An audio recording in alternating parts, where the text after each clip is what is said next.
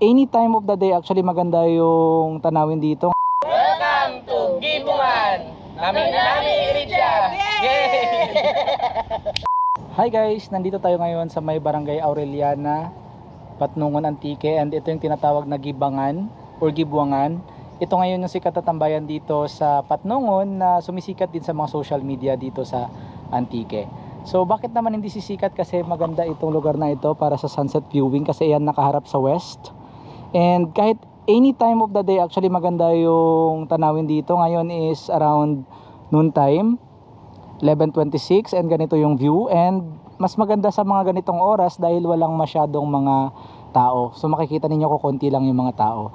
By the way, yung ibig sabihin pala ng salitang gibangan or gibuangan ay ilog or labasan ng tubig ng ilog papunta sa isang dagat. Dahil dito nagtatagpo ang isang ilog, fresh water, papunta sa may dagat ng Patnungon. Malapit lang ito mula sa National Highway, mula sa Aureliana Elementary School. Siguro mga nasa 300 meters lang, and mararating mo na yung lugar na ito.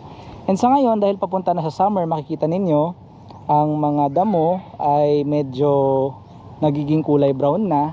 Dagdagan na rin ng stress na maraming mga nagpupunta dito na mga visitors halos araw-araw dahil nga sikat ang tambayan na ito ngayon.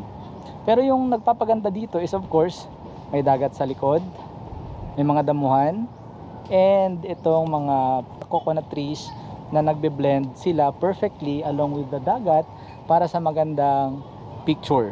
So maganda dito kung umaga, tanghali, or even golden hour. So yun na nga, yun yung makikita mo rito. And by the way, meron mga nagtitinda doon, meron doon mga folding chairs. Kung gusto nyo mag-rent, 30 pesos lang. So parang unlimited na yon. Pagbalik mo, ibabalik mo na lang. And bukod sa folding chairs, may nagtitinda din ng mga pagkain. And meron silang parking fee na 5 pesos and donation entrance na 10 pesos na ginagamit para i-maintain ang kalinisan ng lugar na ito, which is evident naman na talagang malinis ang lugar na ito.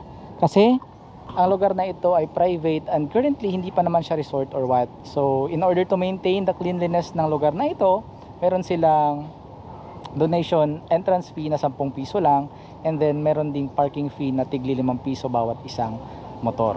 So kung nais niyo magpunta rito, hindi ito malayo, hindi nyo kailangan maglakad ng malayo any time of the day. Pero kung gusto nyo ma-enjoy ang lugar na ito na walang masyadong tao, pumunta kayo ng lunchtime tulad ngayon. Or kung gusto nyo namang ma-enjoy yung sunset at maraming tao, then of course hapon during the sunset. So yun lang, share ko lang. Bye bye, salamat.